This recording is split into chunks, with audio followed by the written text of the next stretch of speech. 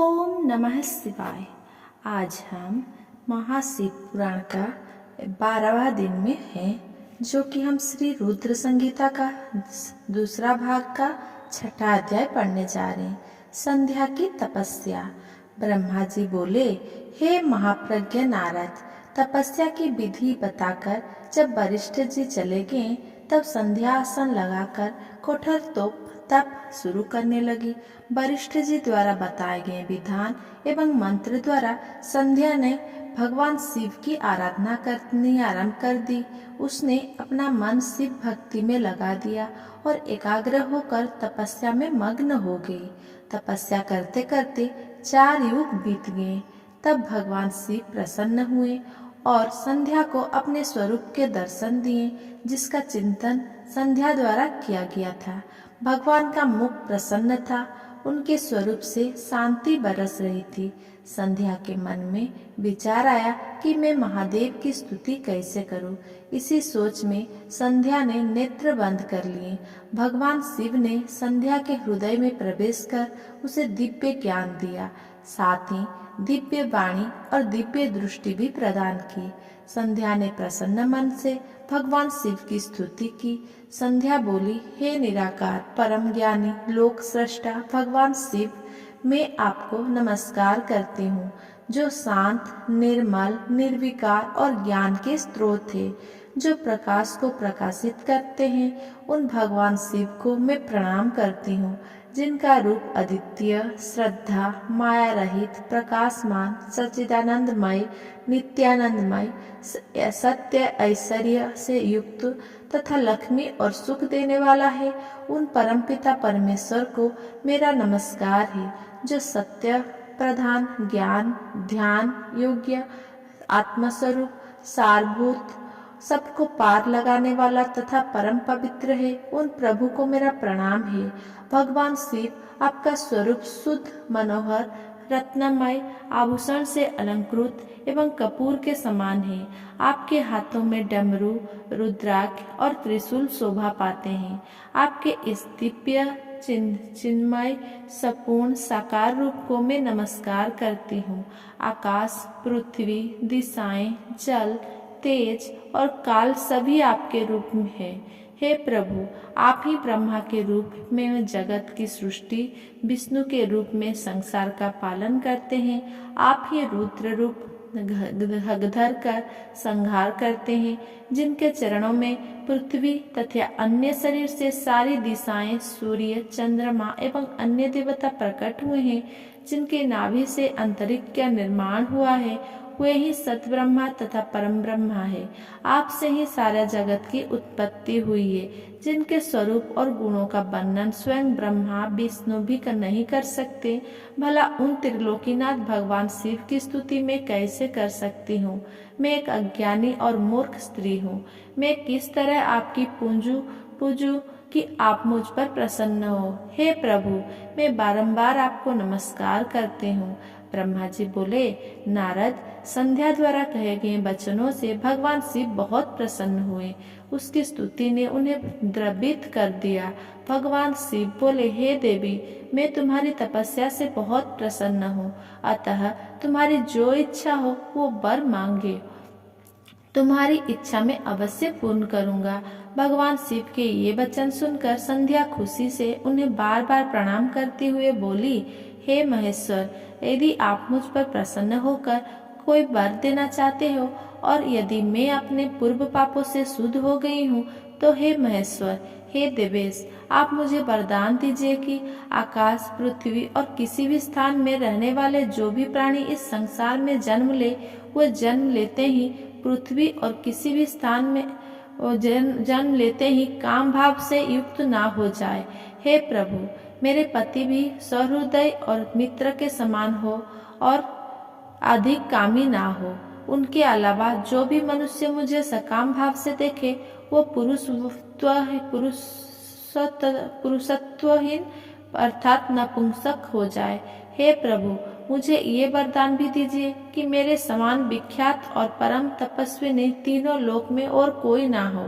निष्पाप संध्या के वरदान मांगने को सुनकर भगवान शिव बोले, हे देवी संध्या, तथास्तु, तुम जो चाहती हो मैं तुम्हें प्रदान करता हूँ।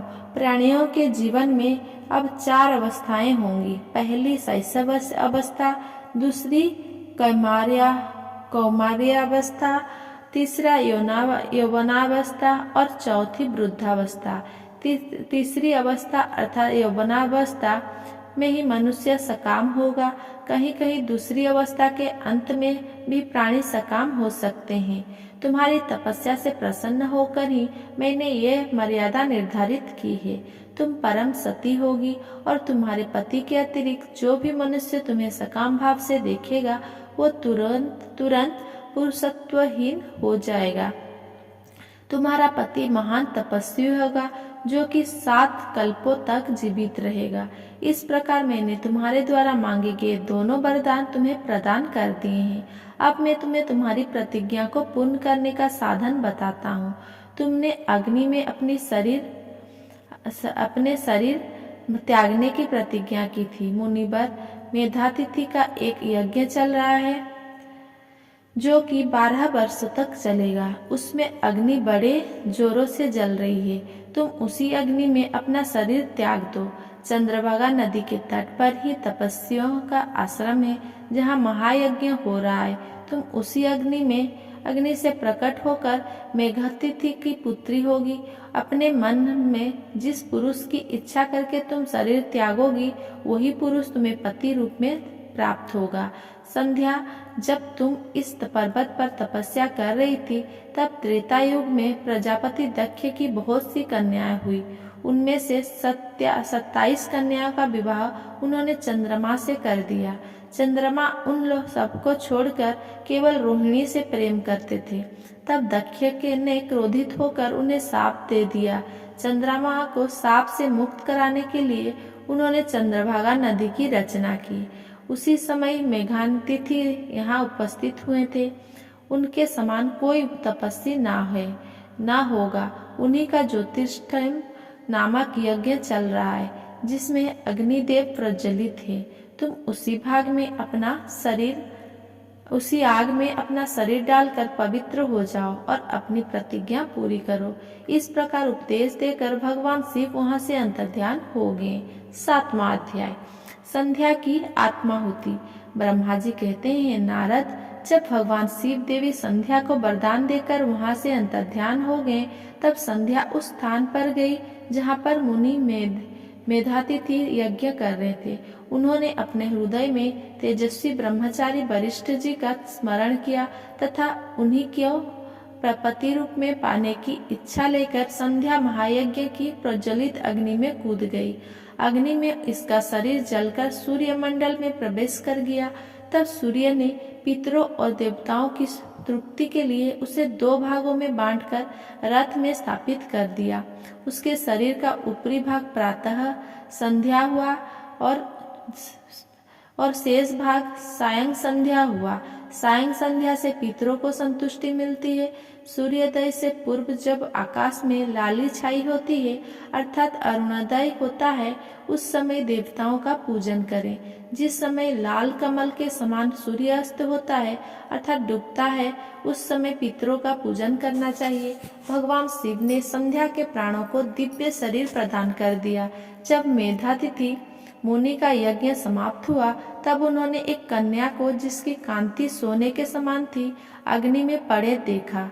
उसे मुनि ने भली प्रकार स्नान कराया और अपने गोद में बैठा लिया। उन्होंने उसका नाम अरुंधति रखा।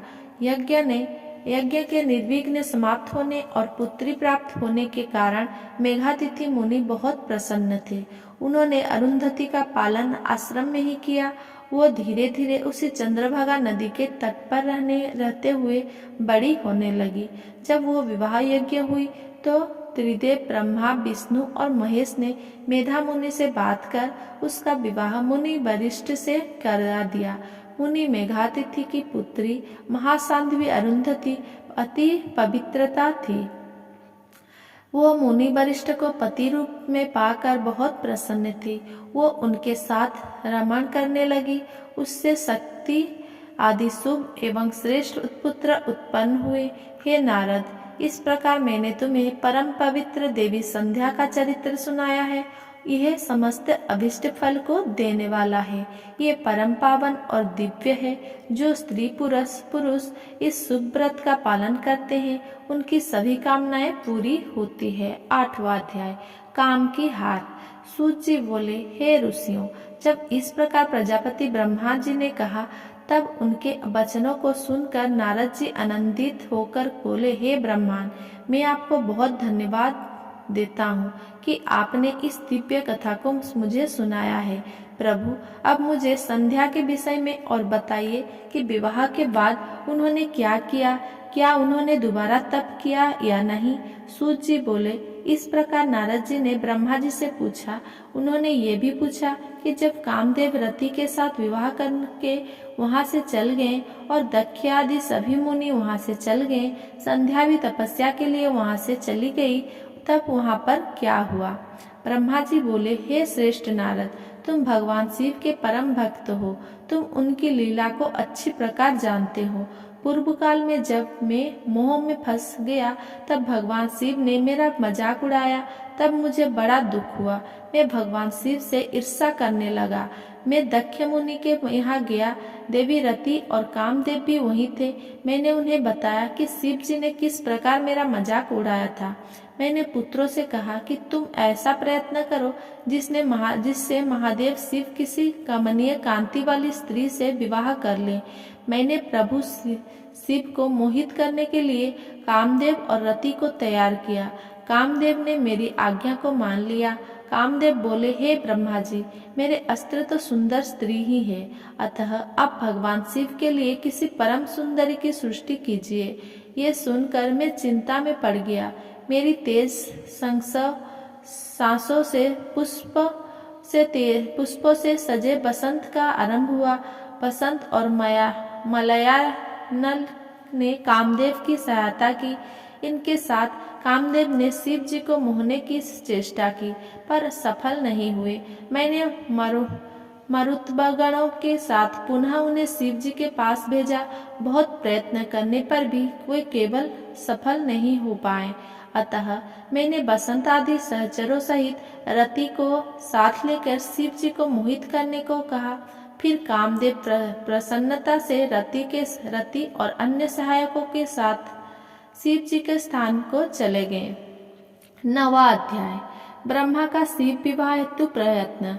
ब्रह्मा जी बोले, काम ने प्राणियों को मोहित करने वाला अपना प्रभाव फैलाया। बसंत ने उसका पूरा सहयोग किया। रति के साथ कामदेव ने शिव जी को मोहित करने के लिए उनके अनेक प्रकार के यत्न किए।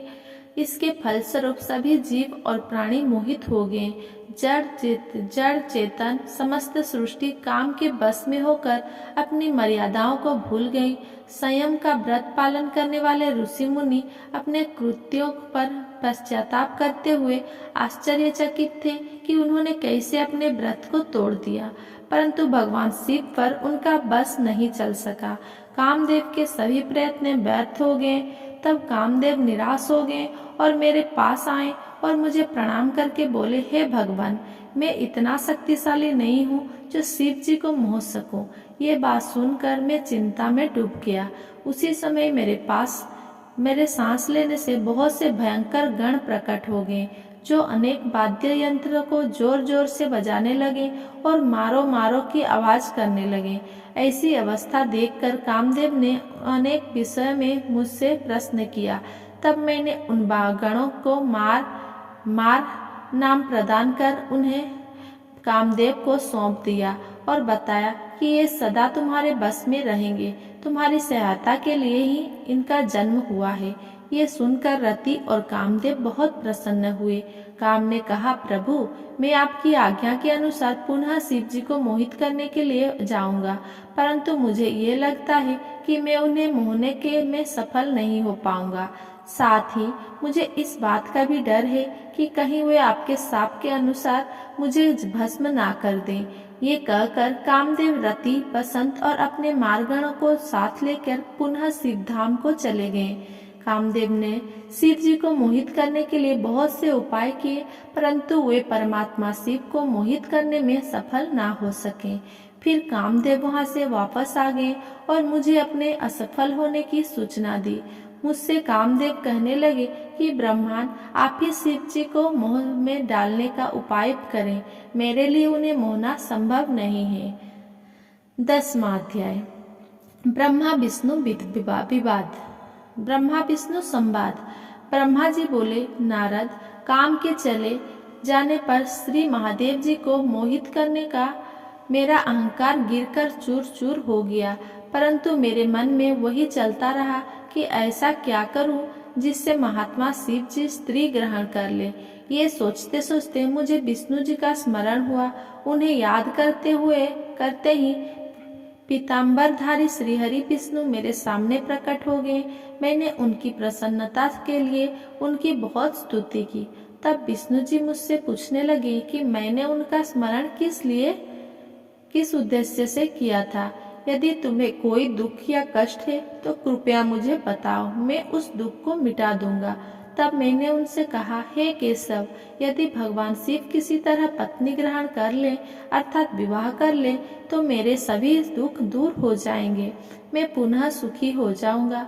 मेरी यह बात सुनकर भगवान मधुसूदन हंसने लगे और मुझ लोक सृष्टा ब्रह्मा का हर्ष बढ़ाते हुए बोले, हे ब्रह्मा जी, मेरी बातों को सुनकर आपको सभी भ्रमों का निवारण हो जाएगा। शिव जी ही सबके कर्ता और भरता है। वे ही इस संसार का पालन करते हैं, वही पापों का नाश करते हैं। भगवान शिव ही परम ब्रह्मा, परेश, निगुण, नित्य, अनिर्देश्य, निर्विकार, अद्वितीय, अनंत और सबका अंत करने वाले हैं। वे सर्वव्यापी हैं। तीनों गुणों का आश्रय देने वाले ब्रह्मा, विष्णु और महेश नाम से प्रसिद्ध रजगुण, तमगुण, सत्वगुण से दूर एवं माया से रहित थे। भगवान शिव योगपरायण और भक्त वत्सल है। हे विधे, जब भगवान शिव ने आपकी कृपा से हमें प्रकट किया था, उस समय उन्होंने हमें बताया था कि यद्यपि ब्रह्मा, विष्णु और रुद्र तीनों मेरे ही अवतार होंगे, परंतु रुद्र को मेरा पूर्ण रूप ज्ञान माना जाएगा। इसी प्रकार देवी उमा के भी 3 रूप होंगे। एक रूप का नाम लक्ष्मी होगा और वह श्रीहरि की पत्नी होगी। दूसरा रूप सरस्वती का होगा और वे ब्रह्मा जी की पत्नी होगी। देवी सती उमा का पूर्ण रूप होगी, वही भाभी रुद्र की पत्नी होगी। ऐसा कहकर भगवान महेश्वर वहां से अंतर्ध्यान हो गए। समय आने पर हम दोनों ब्रह्मा विष्णु का विवाह देवी सरस्वती और देवी लक्ष्मी से हुआ। भगवान शिव ने रुद्र के रूप में अवतार लिया। वे कैलाश पर्वत पर निवास करते हैं। जैसा कि भगवान शिव ने बताया था कि रुद्र अवतार की पत्नी देवी सती होगी, जो साक्षात शिवा रूप है। अतः तुम्हें उनके अवतरण हेतु प्रार्थना करनी चाहिए। अपने मनोरथ का ध्यान करते हुए देवी शिवा की स्तुति करो। वे देवेश्वरी प्रसन्न होने पर तुम्हारी सभी परेशानियां और बाधाओं को दूर कर देंगे। इसीलिए तुम सच्चे हृदय से उनका स्मरण कर उनकी स्तुति करो।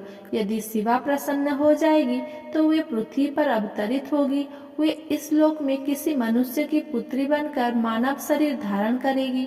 तब वे निश्चय ही भगवान रुद्र का वरण कर उन्हें पति रूप में प्राप्त करेगी। तब तुम्हारी सभी इच्छाएं अवश्य ही पूर्ण होंगी। अतएव तुम प्रजापति दक्ष को यह आज्ञा दो कि वे तपस्या करना आरंभ करें। उनके तप के प्रभाव से ही पार्वती देवी सती के रूप में उनके यहाँ जन्म लेगी। देवी सती ही महादेव को विवाह सूत्र में बांधेगी। शिवा और शिव जी दोनों निर्गुण और परम ब्रह्मा स्वरूप है और अपने भक्तों के पूर्णतः अधीन है। वे उनकी इच्छानुसार कार्य करते हैं। ऐसा कहकर भगवान श्रीहरि विष्णु वहां से अंतर्ध्यान हो गए। उनकी बातें सुनकर मुझे बड़ा संतोष हुआ, क्योंकि मुझे मेरे दुखों और कष्टों का निवारण करने का उपाय मालूम हो गया था। 11वां अध्याय ब्रह्मा जी की काली देवी से प्रार्थना। नारद जी बोले, पूज्य पिताजी, विष्णु जी के वहां से चले जाने पर क्या हुआ? ब्रह्मा जी कहने लगे कि जब भगवान विष्णु वहां से चले गए तो मैं देवी दुर्गा का स्मरण करने लगा और उनकी स्तुति करने लगा। मैंने माँ जगदम्बा से यही प्रार्थना की कि वे मेरा मनोरथ पूर्ण करें। वे पृथ्वी पर अवतरित होकर भगवान शिव का वरण कर उन्हें विवाह बंधन में बांधे।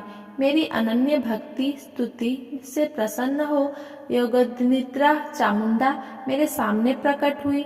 उनकी कज्जल सी कांति रूप सुंदर और दिव्य था। वे चारों भुजाओं वाले शेर पर बैठी थी। उन्हें सामने देख मैंने उनका रूप सुंदर और दिव्य था। वे चार भुजाओं वाले शेर उनको अत्यंत प्रसन्न से प्रणाम किया और उनकी पूजा उपासना की।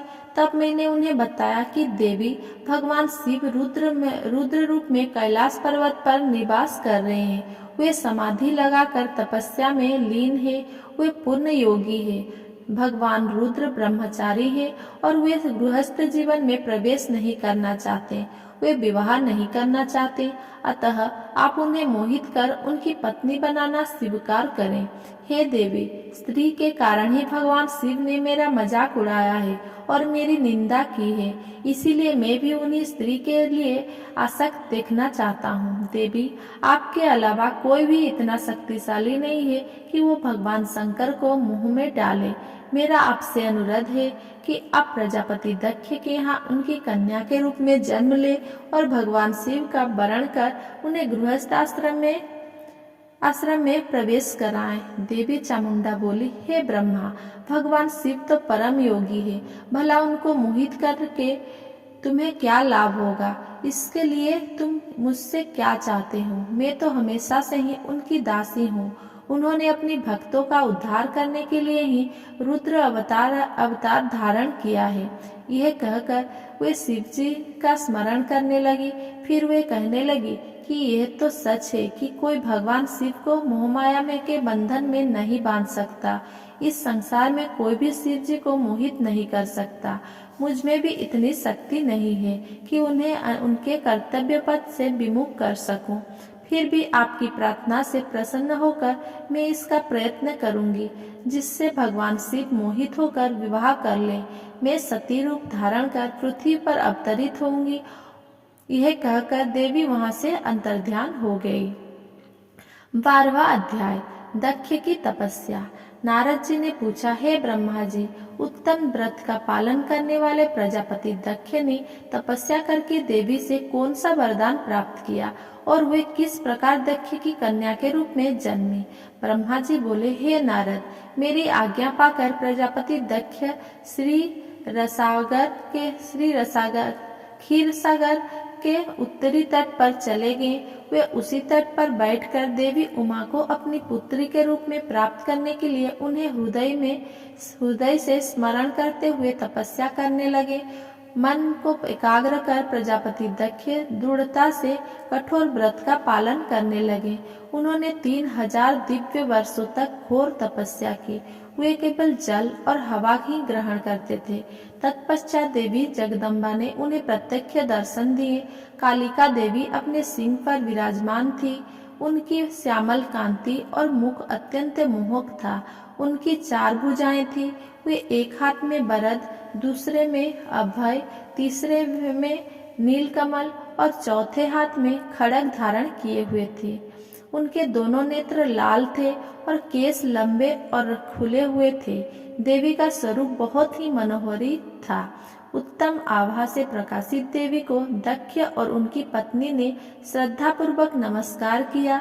उन्होंने देवी की श्रद्धा भाव से स्तुति की। दक्ष बोले, हे जगदम्बा भवानी, कालिका, चांडिके, महेश्वरी, मैं आपको नमस्कार करता हूँ। मैं आपका बहुत आभारी हूँ जो आपने मुझे दर्शन दिए हैं। हे देवी, मुझ पर प्रसन्न होइए। ब्रह्मा जी ने कहा, हे नारद, देवी जगदम्बा ने स्वयं ही दक्ष के मन की इच्छा जान ली थी। वे बोली, दक्ष, मैं तुम्हारी तपस्या से बहुत प्रसन्न हूँ। तुम अपने मन की इच्छा मुझे बताओ, मैं तुम्हारे सभी दुखों को अवश्य दूर करूंगी। तुम अपनी इच्छानुसार वरदान मांग सकते हो। जगदम्बा की यह बात सुनकर प्रजापति दक्ष बहुत प्रसन्न हुए और देवी को प्रणाम करने लगे। दक्ष बोले, हे देवी, आप धन्य हैं। आप ही प्रसन्न होने पर मनोवांछित फल देने वाले हैं। हे देवी, यदि आप मुझे वर देना चाहती हो तो मेरी बात ध्यान पूर्वक सुने और मेरी इच्छा पूर्ण करें। हे जगदम्बा, मेरे स्वामी शिव ने रुद्र अवतार धारण किया है, परंतु अब तक आपके कोई अवतार धारण नहीं किया है। आपने कोई अवतार धारण नहीं किया है। आपके सिवा कौन कौन उनके पत्नी होने योग्य है। अतः हे देवी, आप मेरी पुत्री के रूप में धरती पर जन्म ले और भगवान शिव को अपने रूप लावण्य से मोहित करें। हे जगदम्बा, आपके अलावा कोई भी शिव जी को कभी मोहित नहीं कर सकता। इसीलिए आप हर मोहिनी अर्थात भगवान को मोहने वाले बनकर संपूर्ण जगत का हित कीजिए। यही मेरे लिए वरदान है। दक्ष का यह वचन सुनकर जगदम्बिका हंसने लगी और मन में भगवान शिव का स्मरण कर बोली, हे प्रजापति दक्ष, तुम्हारी पूजा आराधना से मैं प्रसन्न हूँ। तुम्हारे वर के अनुसार मैं तुम्हारी पुत्री के रूप में जन्म लूंगी। तत्पश्चात बड़ी होकर मैं कठोर तप द्वारा महादेव जी को प्रसन्न कर उन्हें पति रूप में प्राप्त करूंगी। मैं उनकी दासी हूँ। प्रत्येक जन्म में शिव शंभु ही मेरे स्वामी होते हैं। अतः मैं तुम्हारे घर में जन्म लेकर शिवा का अवतार धारण करूंगी। अब तुम घर जाओ, परंतु एक बात हमेशा याद रखना, जिस दिन तुम्हारे मन में मेरा आदर कम हो जाएगा, उसी दिन मैं अपना शरीर त्याग कर अपने स्वरूप में लीन हो जाऊंगी।